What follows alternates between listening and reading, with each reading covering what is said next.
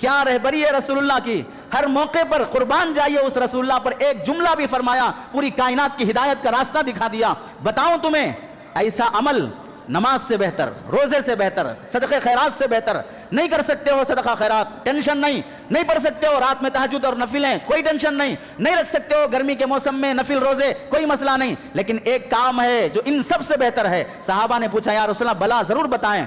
صلاح ذات البین، آپس میں جھگڑا نہ کرنا، آپس میں جھگڑا نہ کرنا۔ تہجد نہ پڑھا کوئی مسئلہ نہیں ہے، لیکن لڑنا نہیں اپنے بھائی سے۔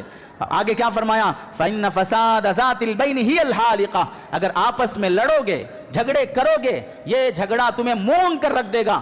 آگے فرمایا لا اقول تحلق الشعر، میں نہیں کہتا کہ مون کے رکھ دینے کا مطلب ہے کہ سر کے بال مون کر تمہیں ٹخلا کر دے گا، بل ولکن تحلق الدین، لیکن یہ جھگڑا تمہارے دین کا ٹخلا کر دے گا۔